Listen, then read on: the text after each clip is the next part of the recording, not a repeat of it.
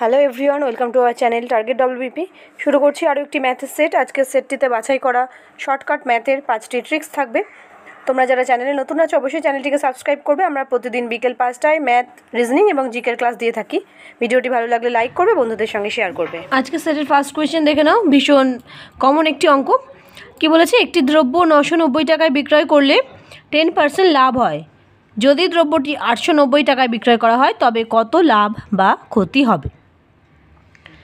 তো এখানে সিপি কত বলেছে, অর্থাৎ কস্ট প্রাইস যদি আমরা ধরে নিই যে 100 টাকা, 100 টাকার ওপর 10% লাভ মানে কত হচ্ছে? 110 টাকা।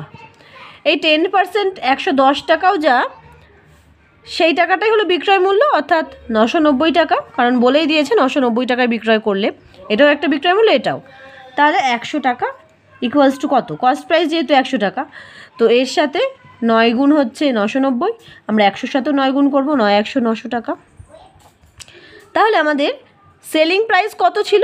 890 টাকা। 890 টাকায় বিক্রয় করলে, আর একটা সেলিং প্রাইস বলেছে 890 টাকায় বিক্রয় করেছে। তো আমাদের এখানে কস্ট প্রাইস বেরিয়েছে 900 টাকা, এদিকে বিক্রয় করছে 890 টাকায়। তাহলে তার ক্ষতি হচ্ছে কত টাকা? ক্ষতি হচ্ছে 10 টাকা ক্ষতি হচ্ছে। তাহলে এখানে সেটাই চেয়েছে যে কত লাভ বা ক্ষতি হবে। অ্যান্সার হয়ে যাবে 10 টাকা ক্ষতি, অপশন সি। নেক্সট কোয়েশ্চেন কি বলেছে? একটি খেলনা 425 টাকায় বিক্রয় করলে যা লাভ হয় 355 টাকায় বিক্রয় করলে সমপরিমাণ ক্ষতি হয়। খেলনাটির ক্রয় মূল্য কত? তার মানে কি বলেছে? লাভও যা ক্ষতিও তাই, সমান সমান। তার মানে এখানে আমরা লিখতেই পারি যে প্রফিট ইকুয়ালস টু লস, কারণ লাভ এবং লস বলেছে সমপরিমাণ লাভ লস হয়, তাই আমি এখানে লিখলাম। এই অঙ্কটার আরেকটি শর্ট প্রসেস আছে, আমি শেষে দেখাচ্ছি। আগে আমি বিস্তারিত বলি লজিক অনুযায়ী। তো প্রফিট মানে কি? প্রফিট মানে হলো সেলিং প্রাইস থেকে যে কস্ট প্রাইস মাইনাস, অর্থাৎ বিক্রয় মূল্য আর ক্রয় মূল্য থেকে যে ডিফারেন্স, সেটাই হলো প্রফিট, লাভ বা ক্ষতি। এখানে যেহেতু আমাদের দুটো সেলিং প্রাইস বলে দিয়েছে, প্রথমে একটা বলেছে 425 টাকা বিক্রয় করছে, আবার অন্যদিকে বলছে 355 টাকায় বিক্রয় করছে। তো আমি এখানে এটাকে SP1 ধরে নিলাম। লস ব্যাপারটাও তাই, সিপি থেকে এসপি মাইনাস, সেটাই হলো লস, এটা SP2 ধরছি।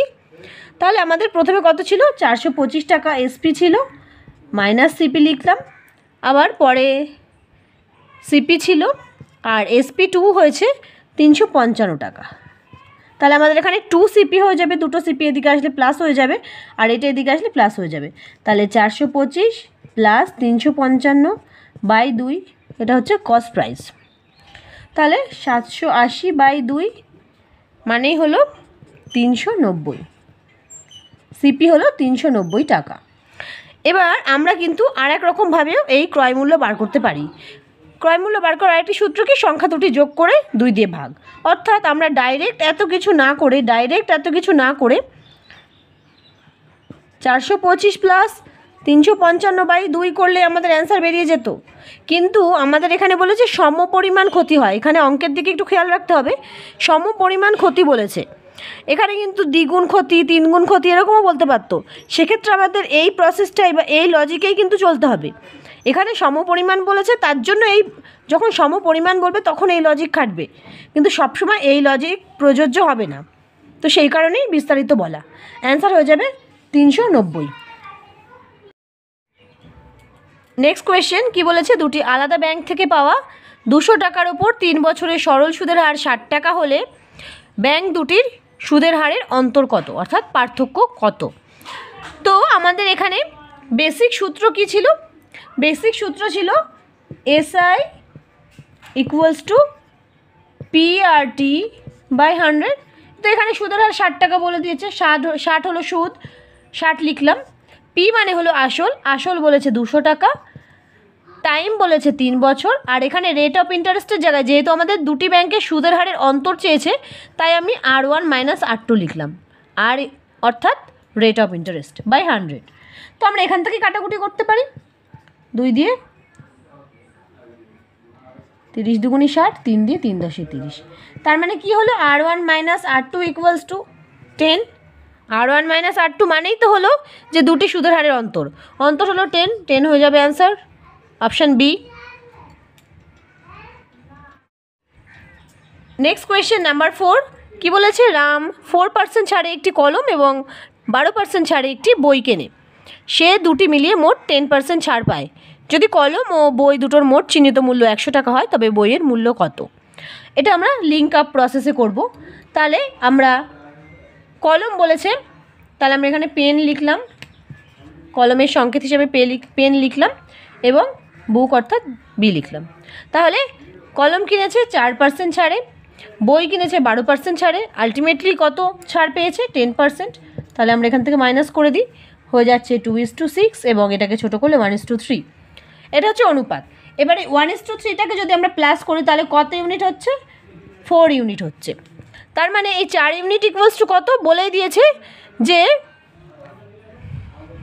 দুটির মোট চিহ্নিত মূল্য 100 টাকা হয়। বলেই দিয়েছে চিহ্নিত মূল্য বলে দিয়েছে 180 টাকা মিলিত মূল্য, অর্থাৎ এই 4 ইউনিট ইকুয়ালস টু 180। আমি এখানে লিখছি 4 ইউনিট ইকুয়ালস টু 180। তাহলে এখানে বইয়ের মূল্য চেয়েছে, বইয়ের ইউনিট কত ছিল? 3। তাহলে 3 ইউনিট সমান সমান কত? তো 4-এর থেকে যদি আমরা এখানে 180 দেখি, 4-এর থেকে 180 হচ্ছে 45 গুণ। তাহলে আমরা 3-এর সাথে 45 গুণ করে দেবো, তাহলে হয়ে যাবে 135 টাকা। তার মানে বইয়ের মূল্য হয়ে যাবে 135 টাকা, option B. Next math number 5 কি বলেছে, পরপর 3টি ছাড় 20%, 25%, 10%-এর তুল্য ছাড় কত হবে? 4টে অপশান দিয়েছে। তো আমরা যদি ধরে নিই যে প্রথমেই যে দাম হলো 100 টাকা, 100 টাকা, তাহলে 100-র ওপর প্রথমে কি বলেছে? 20% ছাড়। 20% ছাড় মানে হলো কত? 20 টাকা। তাহলে 20% ছাড় দিলে কত হচ্ছে? 80 টাকা। 80-র ওপর আবার 25% ছাড়, তাহলে 80-র ওপর 25% মানে কত? 80 × 25/100। আমি 80-র ওপর 25% আসলে কী হয় সেটা আমি দেখাচ্ছি। তো 25 দিয়ে কাটলে 4 25 100, 4 দিয়ে কাটলে 4 20 80, অর্থাৎ কত টাকা হচ্ছে? 20 টাকা। তাহলে 80-র ওপর 20 টাকা ছাড় দিলে কত টাকা হয়ে যাচ্ছে? এটা 60 টাকা হচ্ছে। এবার তার ওপর বলেছে 10%, 60-এর 10% মানে হলো 6 টাকা। তাহলে 6 মাইনাস করলে হচ্ছে 54 টাকা। কিন্তু কখনোই কিন্তু 54 অ্যান্সার হবে না, অ্যান্সার হবে কি? এই 100 থেকে এই 54 মাইনাস, সেটাই হবে তুল্য ছাড়, অর্থাৎ 46 টাকা। আমরা আরেকটা জিনিস করতে পারি, এখানে এই 20 আর 6 প্লাস করে দিতে পারি। 20 আর 20 40 আর 6 46, তাহলে এখানে হয়ে যাচ্ছে 46 টাকা তুল্য ছাড়। তাহলে option C is the right answer. শেষ হলো আমাদের এই বাছাই করা 5টি প্রশ্নোত্তরের সমাধান। তোমরা যারা চ্যানেলে নতুন আছো চ্যানেলটিকে অবশ্যই সাবস্ক্রাইব করে বেল আইকনটি প্রেস করবে। আমরা প্রতিদিন দুপুর 3টের সময় ম্যাথ, রিজনিং এবং জিকের ক্লাস দিয়ে থাকি। ভিডিওটি ভালো লাগলে লাইক করবে, বন্ধুদের সঙ্গে শেয়ার করবে।